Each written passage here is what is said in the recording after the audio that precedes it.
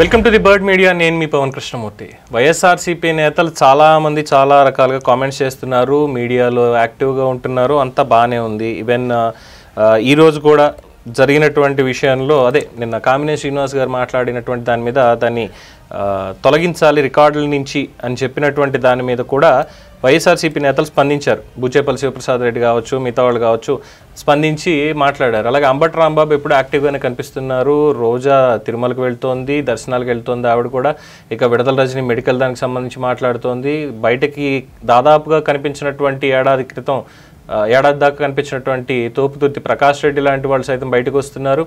వరుసగా ఒక్కొక్కళ్ళు వాళ్ళ గలాన్ని వినిపిస్తూ వస్తుంటే మరి అసలైనటువంటి హాట్ టాపిక్లో ఉండేటువంటి ఇద్దరు ఎప్పుడు చూసినా కానీ సొంత అన్నదమ్ములు కాకపోయినా అన్నదమ్ముల్లాగే మెలిగేటువంటి కొడాలి నాని, వల్లభనేని వంశీ ఇద్దరు ఎందుకని కనిపించడం లేదు?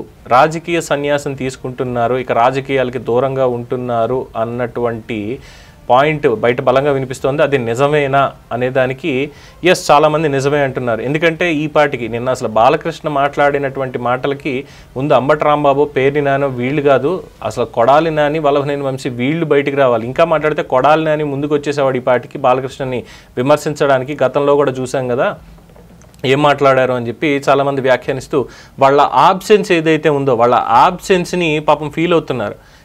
వీళ్ళిద్దరూ వల్లభనేని వంశీ, కొడాలి నాని ఎక్కడున్నారు అంటే వల్లభనేని వంశీకి అనారోగ్య కారణాలు ఉన్నాయి, చికిత్స తీసుకుంటున్నాడు ఇంట్లోనే ఉండి అని. అలాగే కొడాలి నానికి కూడా అనారోగ్యమే. చెస్ట్ కింద మొన్న ఊపిరితిత్తుల్లో ఏదో ఆపరేషన్ ఏదో చేయించుకోవడానికి బాంబేకో ఎక్కడికో వెళ్ళొచ్చారు, తర్వాత పూర్తిగా ఉన్నారు. మొన్నే పేర్ని నాని కూడా ఒక స్టేట్మెంట్ ఇచ్చారు, అనారోగ్యంతో స్ట్రెస్ తీసుకుంటున్నాడు, కోలుకుని వచ్చిన తర్వాత ఉంటుంది ఒక్కొక్కడికి అని చెప్పి అసలు ఏమీ లేని దాన్ని. ఇంకా మాట్లాడితే ఆయన మాట అన్న తర్వాతే వీళ్ళకి కూడా చాలామంది మాట్లాడింది లేదులే పేర్ని నాని సర్టిఫికేట్ ఇచ్చేసినట్టే ఇంకా వాళ్ళిద్దరికి చెల్లిచీటి అయిపోయింది, రాజకీయ సన్యాసం తీసేసుకున్నారని చెప్పి ఈయన వచ్చి ఇంకేముంది రేపు వచ్చేస్తాడు చూడండి అంటూ ప్రగల్భాలు పలికాడు అని చెప్పి చాలామంది వ్యాఖ్యానించారు.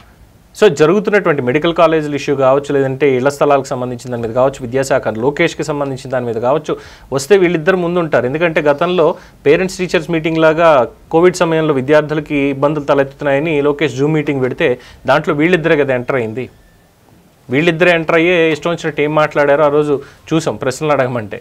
సో ఇలాంటి నేపథ్యం ఇవన్నీ చూసిన తర్వాత నిజంగానే వీళ్ళు రాజకీయ సన్యాసం తీసుకున్నారా కేసులకు భయపడి? ఎందుకంటే వల్లభనేని వంశీ చాలా రోజులు జైల్లో ఉన్నాడు, కొడాలి నాని జైలుకి వెళ్ళినంత లేదు, కానీ సంతకాలు పెట్టాలి అనేటువంటిది ఉంది. సంతకాలు పెట్టేదానికి రిలాక్సేషన్ అంటూ కూడా తర్వాత ఏదో కోర్టు ఉత్తర్వు ఇచ్చిందని చెప్పారు. సో చాలా సైలెంట్గా ఉన్నాడు, నోటికి పని చెప్పట్లేదు. ఆయన భాషని అమ్మయ్య పోయిందిరా నాయన, ఆ భాష మనం వినక్కర్లేదు అంటూ ప్రజలు కూడా చాలా హ్యాపీగా ఫీల్ అయ్యారు. కానీ రాజకీయాలన్న తర్వాత జగన్మోహన్ రెడ్డిని మేము వదలము, పార్టీ నుంచి మేము బయటికి వెళ్ళము, ఇది మాట్లాడినటువంటి వాళ్ళు ఆల్ ద సడన్ సైలెంట్ అయిపోవడం, వేష భాషలు కూడా మారిపోవడం. గతంలో ఉన్నప్పుడు చక్కగా నిగనిగలాడేటువంటి జుట్టుతోటి రంగేసుకుంటారు ఏంటో తెలియదు, కానీ ఇవన్నీ ఈ అనారోగ్యం ప్లస్ జైలుకి వెళ్ళొచ్చిన తర్వాత పూర్తి స్థాయిలో ఇది మా ఏజ్, మేము కవర్ చేయాల్సిన పని లేదు ఇంకా అని బయట పెట్టుకున్నట్టుగా కూడా చాలామంది వ్యాఖ్యానిస్తున్నారు. సో ఓవరాల్గా ఇక జగన్మోహన్ రెడ్డి గారు కూడా వాళ్ళని పట్టించుకోవడం మానేశారు.